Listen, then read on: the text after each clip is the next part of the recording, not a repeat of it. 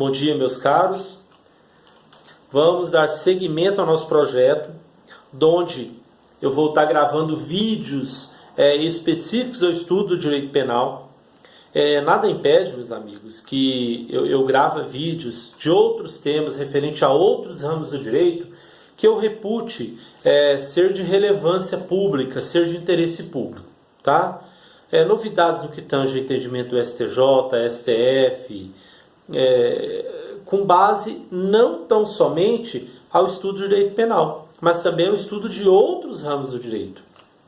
Correto? Hoje nós abordaremos a respeito de dois institutos que têm previsão legal no artigo 15 do Código Penal: desistência voluntária e arrependimento eficaz. Veremos que no mesmo dispositivo nós temos na parte inicial ou primeira parte do dispositivo legal a menção à desistência voluntária. O agente que voluntariamente desiste de prosseguir na execução. Desistência voluntária. Parte final do dispositivo. Ou impede que o resultado se produza. Arrependimento eficaz. Em ambos os casos, meus amigos, seja na desistência voluntária, seja no arrependimento eficaz, esse agente responderá tão somente pelos atos já praticados.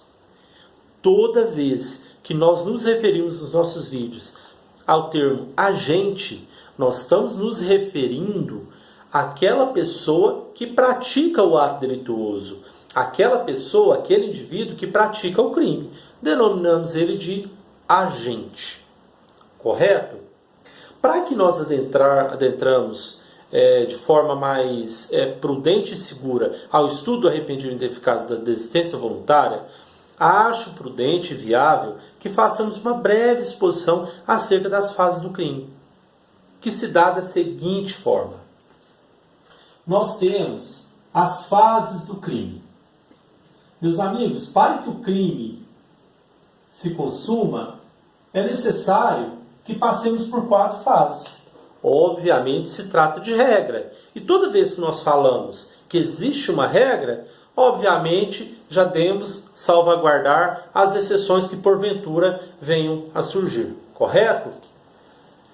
Fases do crime, que também pode ser denominada de iter criminis. Nossa, professor, eu acho tão chato essas menções a termos em latim. Meus amigos, isso é de extrema importância, uma vez que é rotineiro e cotidiano no direito nos depararmos com esses termos, seja no estudo, seja numa defesa, seja numa prova, concursos públicos. Propositadamente coloca esses termos em latim, justamente sabendo que a maioria dos candidatos mantém resistência e aversão à utilização desses termos em latim no seu cotidiano de estudos. Como disse, meus amigos, vamos falar acerca das fases do crime, ou iter criminis, né? Iter quer dizer caminho, correto? Nós temos aqui 4 fases, ressaltando que existem doutrinadores que trabalham com uma 5ª fase, tá? Do crime. Ocorre, meus amigos, que para o estudo dos institutos que foram escolhidos como objeto de estudo hoje, para nós não tem muita relevância falar da 5ª fase que trata-se do exaurimento. Falaremos o seguinte: da cogitação, que é a primeira fase do crime, momento em que o agente começa a cogitar o crime. Falaremos da preparação, no momento em que o agente utiliza de meios e instrumentos que dê condições para que ele adentre a fase de execução. E, por fim, nós trataremos acerca da fase da consumação, momento em que o crime se consuma, momento em que o resultado se produz. Correto, meus amigos? Como já disse, aqui na fase de cogitação, nós tratamos acerca do plano da psiquez do agente. Aqueles projetos, aqueles planos, aqueles pensamentos, aquelas ideias, aquele desejo que está somente no plano interno do agente. Quantos projetos nós temos, meus amigos, que muitas das vezes nós não exteriorizamos? Projetos que somente você sabe da existência deles. São coisas tão íntimas, coisas tão pessoais, que muitas das vezes, embora você trabalhe esse plano na sua psique, na sua mente, até mesmo a pessoa que convive com você, é seu companheiro de vida, não sabe dos seus projetos psíquicos, aqueles que estão restritos à sua psique, restritos à sua mente. Que se você não exteriorizá-los, a única pessoa que vai ter conhecimento deles é você. Assim é aqui na fase do crime. Enquanto eu estiver cogitando a possibilidade de praticar um crime, enquanto eu não exteriorizar essa minha vontade, não há que se falar em crime.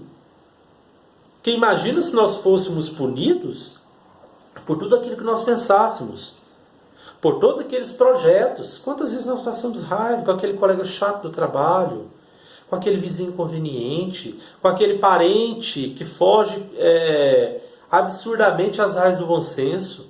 Nós temos vontade de enforcar, nós temos vontade de injuriar, de caluniar. Mas não. Essas nossas cogitações, essas nossas vontades, essas nossas ideias, a gente guarda pra gente.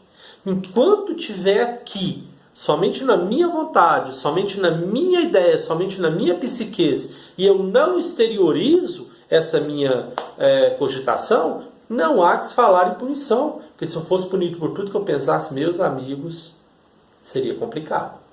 Correto, meus amigos? Esse é o plano da cogitação. Toda vez que se referir à cogitação, lembre-se do plano interno, lembre-se do plano da psique do agente. Correto? Agora, se o agente ele tem a cogitação e ele começa a exteriorizar essa cogitação, ele entra na fase da preparação, que muitos autores, doutrinadores, costumam denominar de atos preparatórios.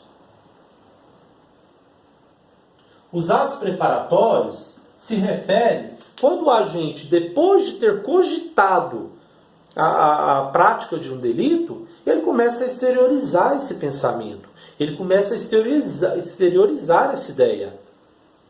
Eu estou com vontade de pegar aquele cara, mas dar um pau nele.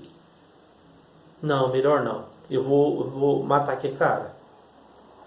Você vai e compra uma faca, espera ele na porta de serviço dele. Você preparou, você criou condições. Você está criando um viés de instrumentos e meios que te dê condições para você executar esse crime. Esta é a fase da preparação. Aqui na fase da preparação, meus amigos, nós temos uma pergunta. Como já dissemos, aqui na fase de cogitação, não há punição. Ou seja, a cogitação ela é impunível. Não há que se punir planos da cogitação, não há que se punir aquilo que o agente pensa, caso ele não venha exteriorizar esse pensamento, essa ideia, esse desejo. Agora eu faço a mesma pergunta. E na preparação, e nos atos preparatórios, há que se falar em punição? Meus amigos, a resposta é depende. Nesse caso aqui, se você for analisar os atos de forma individual, de forma individualizada, e um desses atos forem enquadrados, tipificados como crime, como objeto de tutela penal, aí sim será crime. Caso contrário, não. Aqui nós costumamos utilizar a teoria do recorte. Teoria do recorte que traduz o seguinte. Vamos utilizar um exemplo de um vizinho que resolve matar um morador de rua, um cara que trabalha na empresa em frente ao seu prédio. Ele deseja matar ele, ele cogita, ele prepara, porque ele vai lá e compra uma arma, né, de numeração raspada para praticar o crime contra esse rapaz que trabalha em frente à sua casa. Aí você vai pegar e analisar, e fica em frente o local que ele trabalha. Você vai pegar cada ato desse, de forma individualizada, como se você colocasse um para cá, outro para lá e outro para cá. E fosse analisar de forma individual cada ato desse. Ele cogitar matar o cara que trabalha em frente ao seu prédio é crime? Como já visto, você não é penalizado por aquilo que você pensa. Você não é penalizado por isso. Agora, quando ele vai lá na feira e compra uma arma de numeração raspada, é crime? Sim, é crime. É objeto de tutela penal do artigo 16 do Estatuto de Desarmamento. Lei 10.826, que fala do porte ilegal de arma de uso restrito. Correto, meus amigos? Agora, o fato dele pegar e parar lá na porta dele sem fazer nada, ele praticou algum crime? Não. Então, nesse caso, ele pratica o porte ilegal de armas. Correto? Agora vamos utilizar do mesmo exemplo, só que com uma faca. Ele quer matar o cara que trabalha em frente à empresa dele, que ele fica mexendo com a mulher dele. Ele pega e vai e compra uma arma em qualquer supermercado. E fica lá na porta do prédio esperando ele sair. E nesse inteirinho passa uma viatura, aborda ele e fala: o que o senhor está fazendo aí? Porque eles acharam que ele estava em situação de suspeita. Não, eu estou querendo pegar fulano ali e passar um susto nele, porque ele está mexendo com a minha mulher. Tá, beleza. O fato dele estar lá, na porta do estabelecimento, é crime? Não. Eu posso ficar onde eu quiser. A via é pública.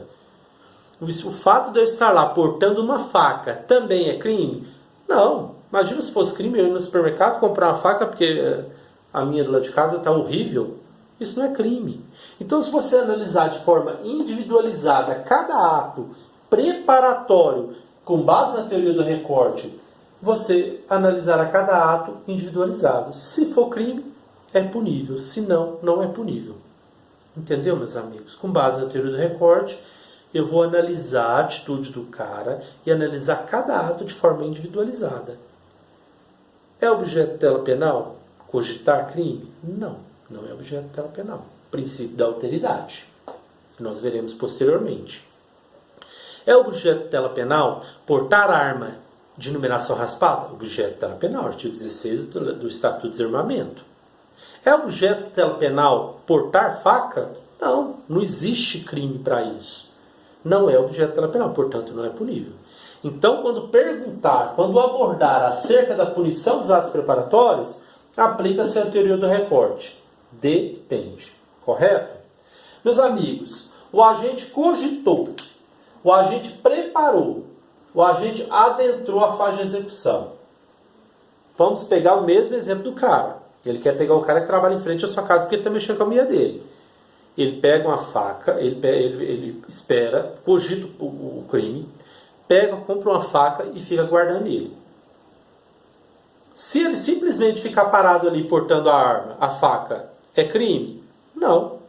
Eu posso muito bem comprar a faca e andar com a faca para baixo e para cima, porque não existe tipificação legal que puna tal conduta.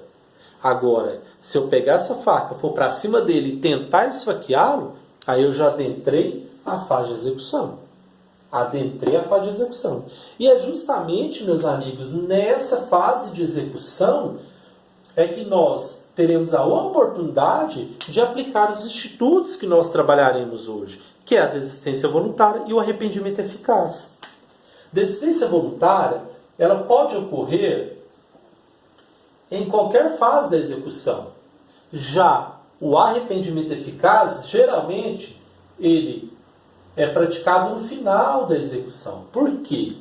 Vejamos. A desistência voluntária, conforme diz o artigo 15 do Código Penal, o agente que voluntariamente, meus amigos, essa voluntariedade não quer dizer espontaneidade, ela pode ser uma voluntariedade do próprio agente ou motivado por qualquer outro motivo, seja um conselho de um terceiro, de um parente, uma motivação, um motivo, uma situação que sensibilizou o acusado. Essa voluntariedade não implica dizer que é espontaneidade.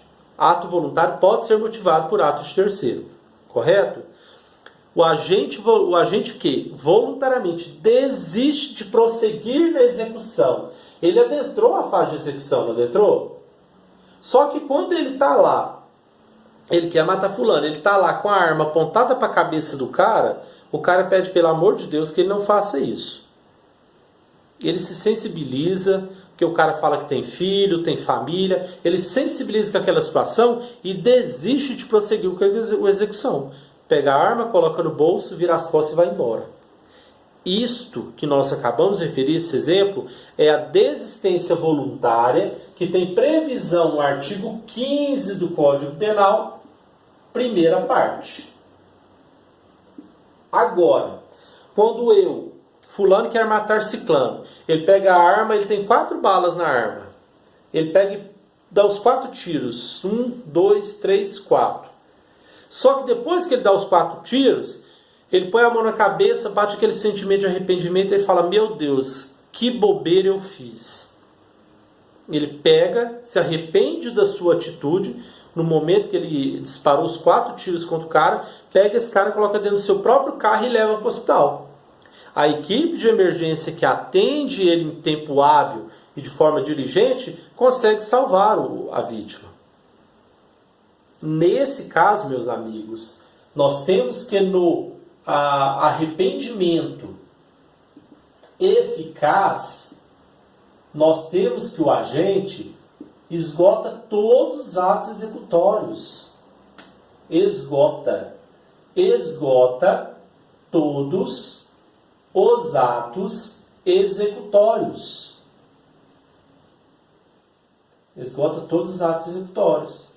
Mas por um sentimento de arrependimento, ele pega essa vítima e leva para o hospital.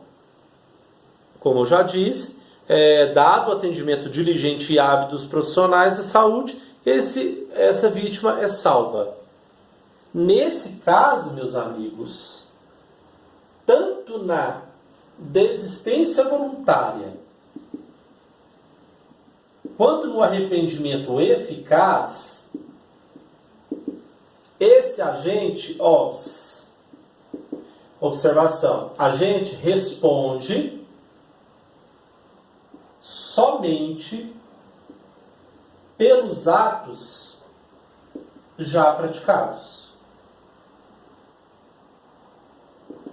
Correto, meus amigos? A inicial vontade do agente era matar. Ele cogitou, ele preparou, e na fase de execução, por um motivo qualquer, ele voluntariamente desiste para seguir a execução. No caso do exemplo que eu dei, do cara que aponta a arma e diante do sofrimento da vítima, falando que tem filhos, que tem família, ele desiste para seguir a execução e vai embora. Isso é desistência voluntária. Ele não esgota todos os atos executórios. Diferentemente do arrependimento eficaz, onde ele esgota todos os atos executórios. Aqui não. Aqui ele desiste de prosseguir na execução. Aqui ele pratica toda a execução. Ele esgota todos os atos executórios, mas em tempo hábil ele se arrepende e consegue evitar que o resultado se produza. Olha a literalidade do artigo 15. O agente que voluntariamente desiste de prosseguir na execução, nós temos a desistência voluntária, onde ele não esgota todos os atos executórios, correto? Responde então somente pelos atos já praticados. Continuando a leitura do artigo. Ou impede que o resultado se produza, arrependimento eficaz, onde ele esgota todos os atos executórios, mas por um motivo de arrependimento ele pede que esse resultado se produza. Ele não pegou o cara, levou para o médico e com a graça de Deus e a diligência dos profissionais de saúde, ele não se salvou, impediu que o resultado se produzisse. Agora, meus amigos, nós temos uma grande ressalva aqui. Suponhamos que esse rapaz que esgotou todos os atos executórios, ele é tomado de um sentimento de arrependimento. Pega a vítima que levou os 4 tiros e leva para o hospital. Devido aos tiros ter atingido órgãos vitais, essa vítima, embora tenha tido um atendimento diligente e eficaz dos profissionais de saúde, essa vítima vem a falecer. Aí, meus amigos, o crime se consumou. E havendo consumação, não há que se falar em arrependimento eficaz. Aí, nesse caso, ele não vai responder tão somente pelos atos já praticados, mas sim vai responder pelo homicídio. Conseguiu entender? Ficou claro? No arrependimento eficaz. No arrependimento eficaz, onde o agente esgota todos os atos executórios, deu os 4 tiros, 1, 2, 3, 4. Bateu o sentimento de arrependimento, pegou o cara, levou para o médico. Embora tenha tido um atendimento diligente por parte dos profissionais de saúde, essa vítima venha a falecer, não há que se falar em arrependimento eficaz. E nem responder pelos atos somente praticados. Aí, ele, no caso, ele responderá pela consumação. O cara, independente de tudo, dele ter arrependido de socorrido, ele não veio a morrer? Nesse caso, havendo morte, ele responde por homicídio. Correto, meus amigos?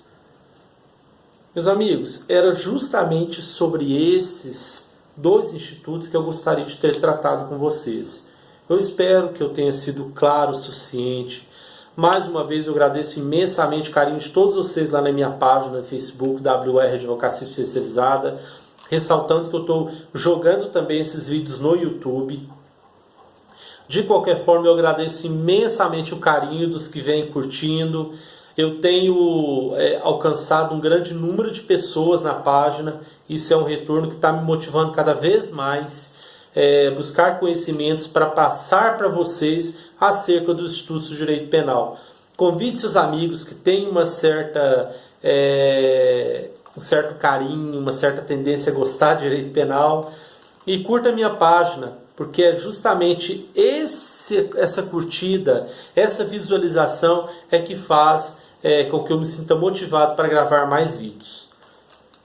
Um bom domingo para vocês, excelente semana para vocês e até o próximo vídeo. Um grande abraço.